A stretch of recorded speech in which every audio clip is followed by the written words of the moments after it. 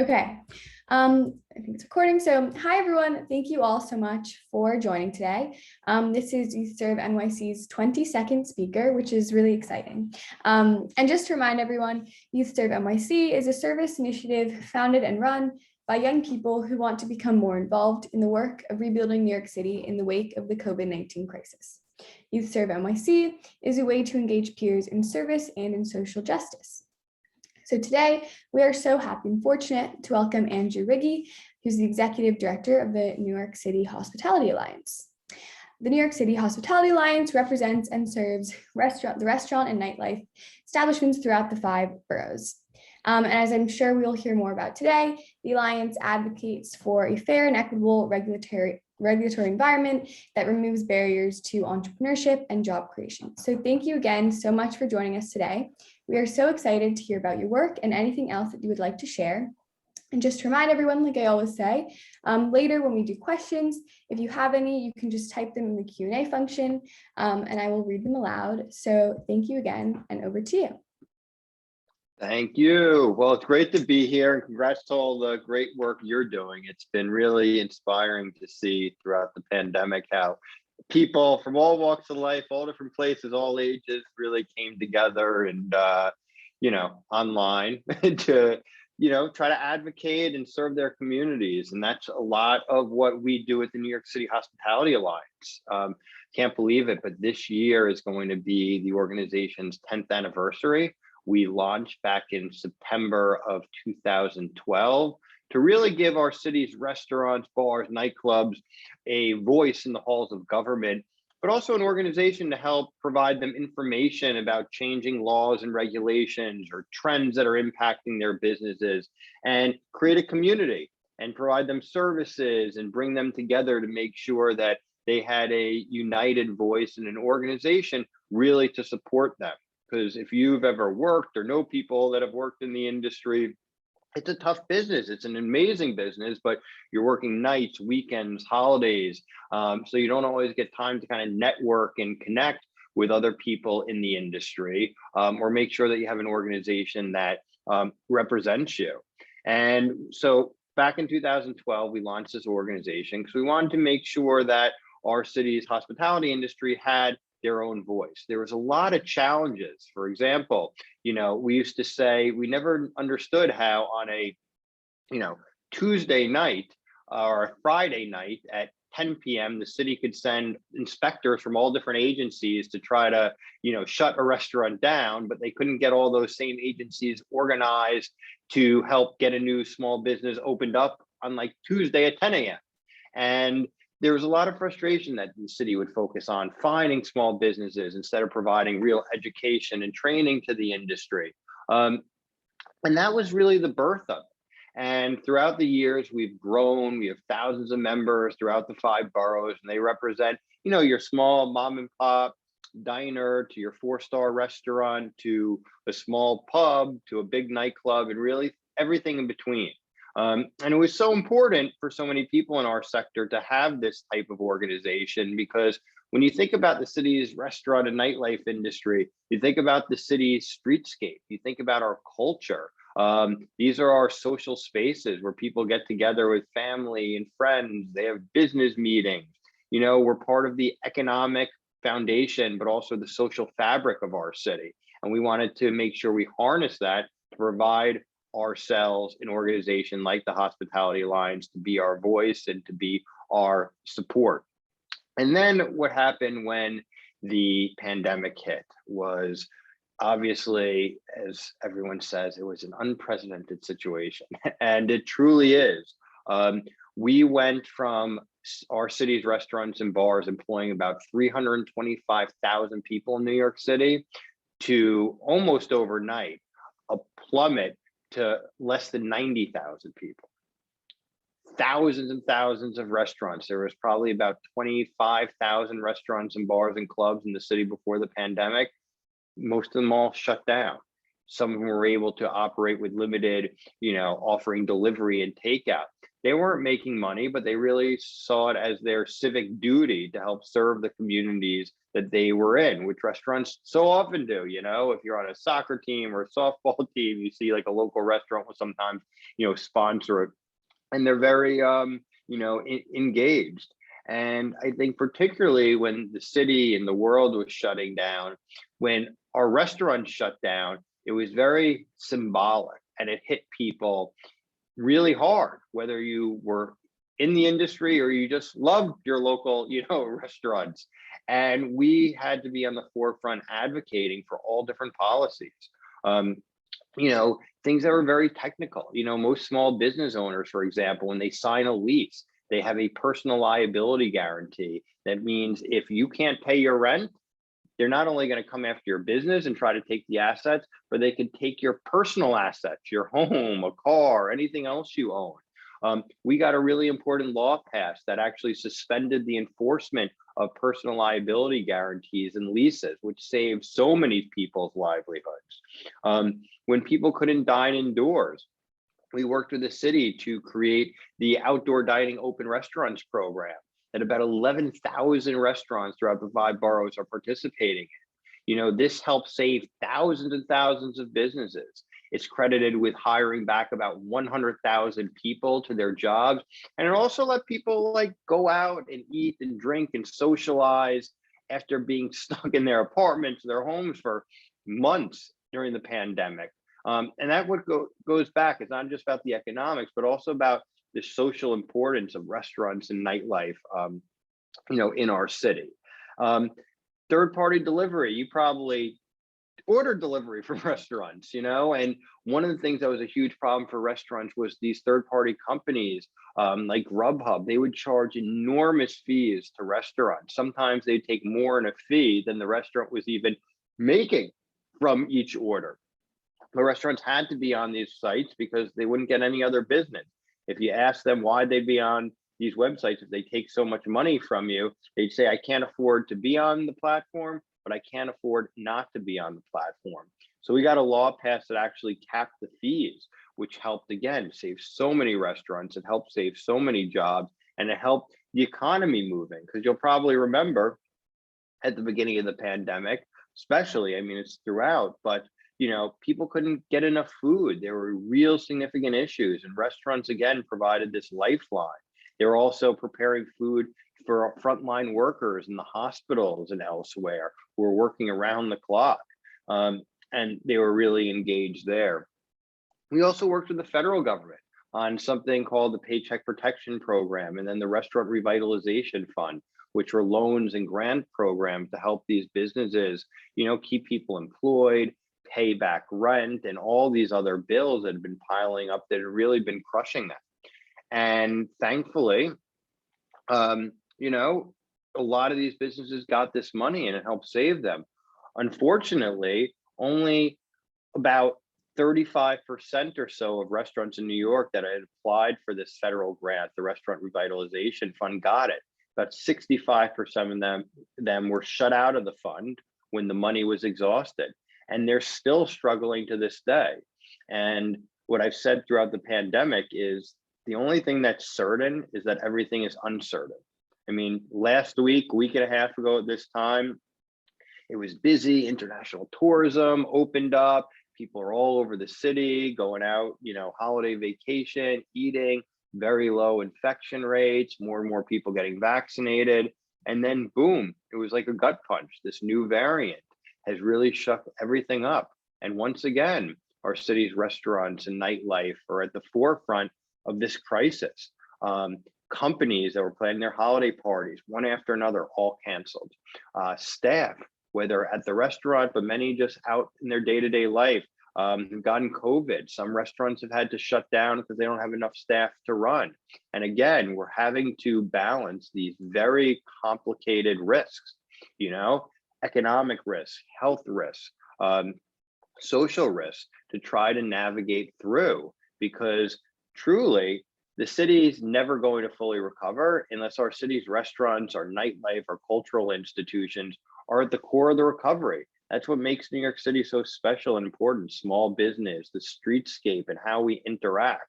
And the last thing I'll say is, by helping support the city's restaurant industry, we're not just helping the restaurant owners and the restaurant workers, but think about all the other people that rely on a vibrant restaurant industry for their livelihood. The farmers in upstate New York, the fishermen out on Long Island, sales rep that sells wine, all the other people that rely on this industry. So it's so important. It's an industry that I actually grew up in, going back to my great grandparents. We had bakeries and cafes in Brooklyn, Queens. I always worked in the industry. And now for about 17 years, even predating the launch of the Hospitality Alliance almost 10 years ago, I was an advocate.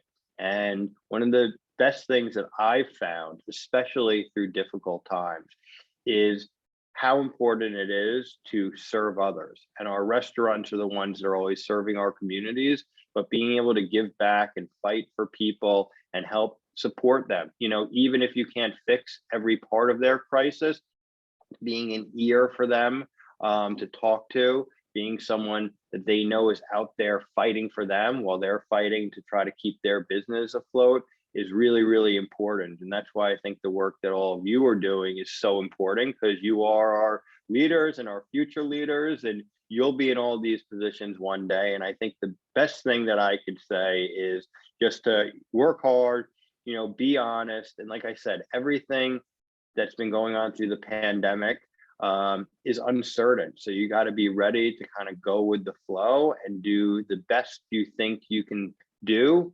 Often when you don't have all the answers or you don't have all the details, but you need to surround yourself around good people in person or virtually, and make sure that you're out there fighting for what you believe in and for what's important to you.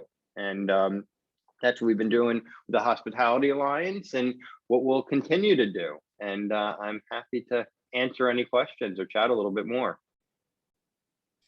Great, thank you so much. That was terrific. So we can transition into some questions. I can start with a few of my own, and then again, if other people have questions, you can type them in the Q&A function or chat them to me individually, either one, and I can read them aloud. So the first question is more about you, but could you just talk a little more about your background and your career and what led you to the Alliance? Sure. So as I just mentioned, I grew up working in the industry, going back to my great grandparents. They had bakeries and cafes. I think we even had a takeout Chinese restaurant in Brooklyn. That was before I was born. So kind of born into it. And then, throughout my life, I worked there. And then my teenage years, I was always working in food service. I mean, I worked at delis, at caterers, at restaurants, you name it. I'd gone to college. I tried different things like advertising, marketing, real estate. I kept trying all these different things, and it just never really clicked. I didn't know exactly what it was I wanted to do. And so I went back to culinary school. And then right when I was finishing up culinary school, I thought I'd probably go work in a restaurant, and I would hopefully one day maybe own my own restaurant. But I didn't know, but I just knew that this is the industry that I was comfortable with. And no matter what I did, I somehow got pulled back. But I also like politics, and I like helping people and advocacy, kind of consulting. And I had found a job at a state restaurant association before I finished culinary school. And I started working there doing membership.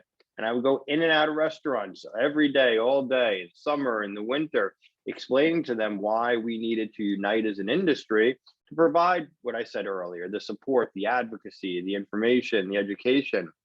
And I worked my way through the ranks there.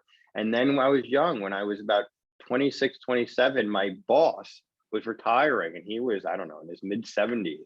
And I convinced the other boss that I should have the job.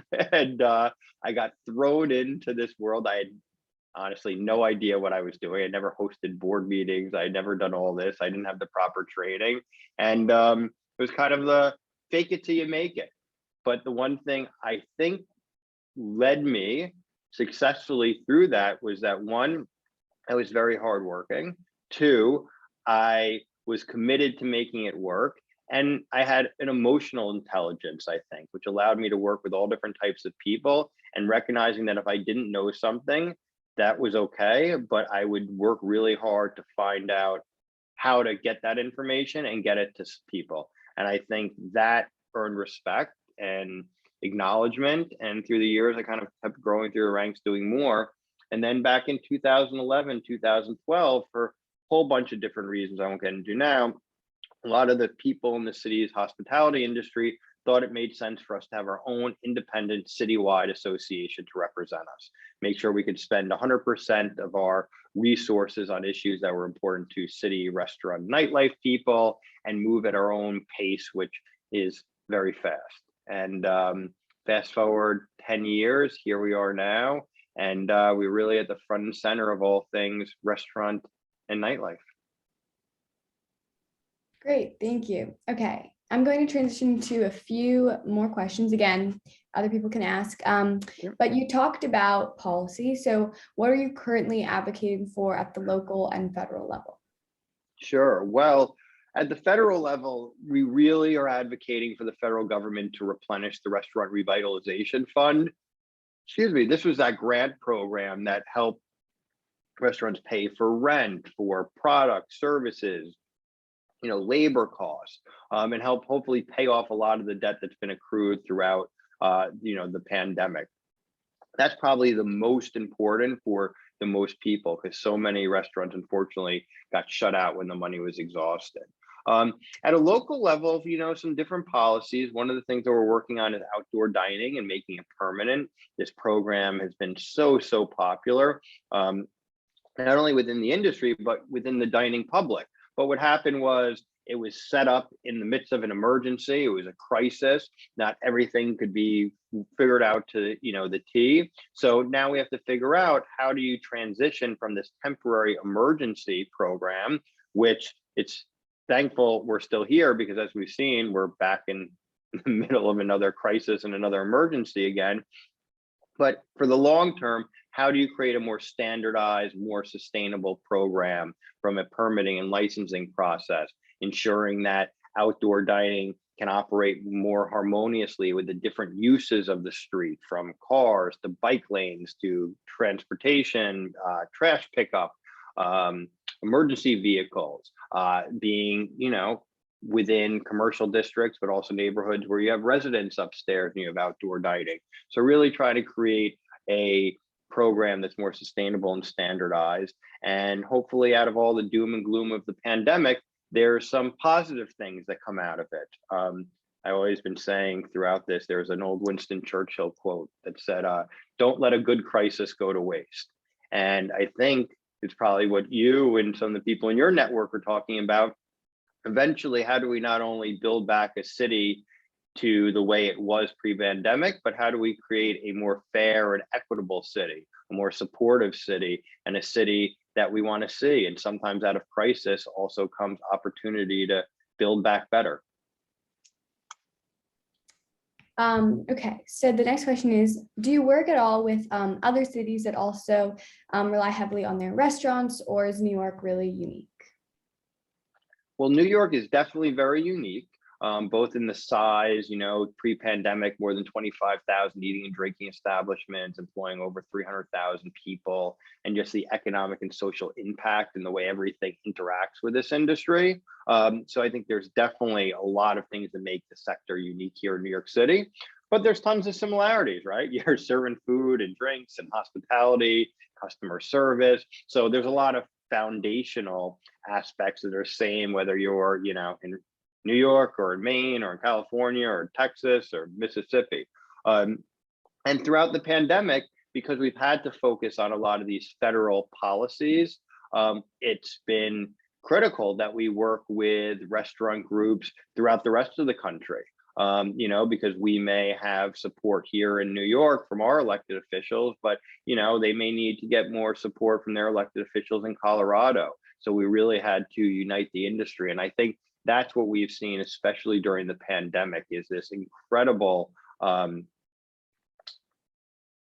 just experience of people really connecting over a common goal that we haven't seen in the past. I mean, it was difficult enough to see it locally, but seeing people around the country really unite, and even around the globe. Okay. How do restaurants join the Alliance? Can you just talk a little bit about what that process looks like? Sure. So our members pay annual membership dues anywhere from, it starts at $1 a day. So if you're a restaurant, bar, or nightclub, you go to our website, which is the nycalliance.org, the nycalliance.org. We have a membership page. You can get more info about the advocacy we do, the different services that we offer, the education, all of the information.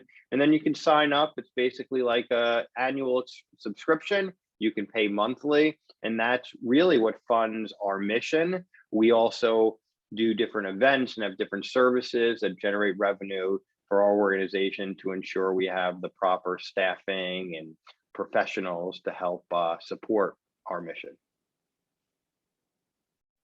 Okay, I'm going to read one from the Q&A. So when you try to influence city policy, what's the best way to do it? Directly contact officials first, then mobilize your membership, or some other strategy? Well, so it's kind of, you do a lot at the same time. And I'd say the biggest thing, again, going back to the word that everyone uses, pivot. You got to be ready to always be changing. But I'd say generally, one, find out what it is you want to achieve. It's very difficult. If you're an elected official or you're in government, everyone from every different direction with every different issue is yelling and screaming and demanding you do X, Y, Z. So ensure that when you're going to them with an ask, you're not just going to complain. Go with a plan. You need X, and this is why you need it, and this is what you want them to do. It makes it much easier for people in government to clearly understand what your issue is, why you need it, and then you need to provide support. So I think clearly articulating what it is that you want to achieve through government policy is the most important. Then going to them and saying, this is what I want. Otherwise, they may just be like, okay, this is another constituency that's coming and, sharing all of their challenges and troubles, but not telling me what we want. So I think that's the most important thing. Know what you want, and then put together a political strategy after it. Thank you. Okay, how are you thinking about the city's new administration? What do you think the new administration will mean for the restaurant industry and for the life of the city more generally? So I've known Mayor-elect Adams for many years. I was appointed onto his transition team. I think he has an opportunity to be an excellent restaurant and nightlife mayor for our city. You may have seen in the news, he's really big into the city's nightlife and going out. He wants to support the business community. He really wants to bring entertainment back, and he wants to be out there as a face and an advocate for the industry, which I think is really, really important. I think it's also going to be very important to see all the different people that he appoints to different positions. A mayor can only do so much. So we're hoping to see some really smart, thoughtful, hardworking people that are appointed to deputy mayor positions, commissioner positions, that are the ones that are going to have to run the day-to-day bureaucracy of the city that restaurants are going to interact with. So I think we need people that are thoughtful, people that are hardworking, people that are about executing policies. I always say, don't talk about it, be about it. People would always say, oh, we love our small businesses, we love our restaurants, we need to support the industry. But then they either don't support policies that do that, or sometimes they even support policies that hurt those same businesses they claim to want to help. So I think you need to appoint smart people that want to talk about the issues, but actually then know how to execute and get things done. And I think he's coming into office at a very challenging time. We were hoping that we were on our way out of the pandemic, I guess, and he'll be coming in when it's raging again. But again, I think crisis also provides opportunity. And I think he has an incredible opportunity to do some really good stuff, but it's also going to take a lot of good people and a lot of good groups like ours, yours, that are out there making sure their voices are heard and telling government what they want from them. Thank you. Okay, I'm going to ask another and then I'll get to some of the Q&A. But are you working on anything with the technology industry in New York related to digital payments for restaurants or ordering systems or things like that? Absolutely. Technology has really transformed obviously the world, but it's also really transformed the restaurant industry in many ways. And I think the pandemic accelerated the adoption among many restaurants to start using different types of technology. And one funny thing is, I remember for years, these companies would come and try to like promote QR codes to restaurants. Restaurants like, I'm not using a QR code menu, and it just never caught on. And then the pandemic hit, and boom, and now every single restaurant has QR menus. Is great. And you've seen, mobile payments were accelerated, where now some restaurants you can sit and you can, pay right on your phone, or you can order right from your phone. So I think that's going to continue to accelerate. I think when it comes to workforce management, restaurants are very labor intensive, and they will continue to use more and more technology to help manage the workforce, disseminate information, and cooking, there's some different types of cuisine. There's some really interesting, even robotics that are being used, data analytics, the hospitality industry, while it's a really personal, human touch type of industry, technology can enhance the experience, by having data on people. If you've been to the restaurant before, if I know when your birthday is, or when your anniversary or other special occasions are, I'm able to send you emails or texts, or even through social media about invitations to come to the restaurant. I know you have a favorite seat. I know you have a favorite wine. All of these things now are being enhanced so they can be implemented in the customer service, but also back-end operations of restaurants to make them, hopefully, no one's profitable now, but more profitable one day, streamline their operations. And yeah, so absolutely, we're working closely with a lot of different companies, and it's been very interesting to see how it's evolved throughout the pandemic, and how it will when we're hopefully on the other side of this, hopefully sooner than later. Great. Okay, I think we have time for like 2 more questions. Great. So what can we do as individuals? Eat out, order, call restaurants directly instead of using Grubhub or Seamless? Like, what can we do? Good question. I love that calling directly versus Grubhub and Seamless. But yeah, I mean, you have to do, obviously this is, a tough time, and people have different, capacities if they want to go dine in and everything. But yeah, I mean, however you feel comfortable, when it's dining at a restaurant, doing outdoor dining, ordering in, it's just so important, because, your support with other people adds up to helping save these businesses, which provide so much to our city. If you're ordering, try going directly to a restaurant's website instead of a third-party website. That way they usually don't pay a fee, or they pay a much smaller fee. You can also call direct, but make sure you're actually calling the restaurant's direct number, because a lot of these third parties will set up secondary phone numbers. So, if you're in Manhattan and it's a 212, number, call that one. Don't call the 866 area code, because that's usually set up by the Grubhub or the Seamless, where they take a fee. And so those are really some, important things that you can do. And just recognize that there's still kind of a long road to recovery. But we will recover, but it's about how can we save as many of these small businesses as possible. And if you're politically involved, and you're doing meetings with elected officials, tell your local council members, your senators, how important it is to help support our city's restaurant industry, because they want to hear from you. And going back to what you said earlier about politics and strategies and that question, the more people elected representatives hear from about specific issues, the more interested they are going to be on advocating and enacting policies that address those issues.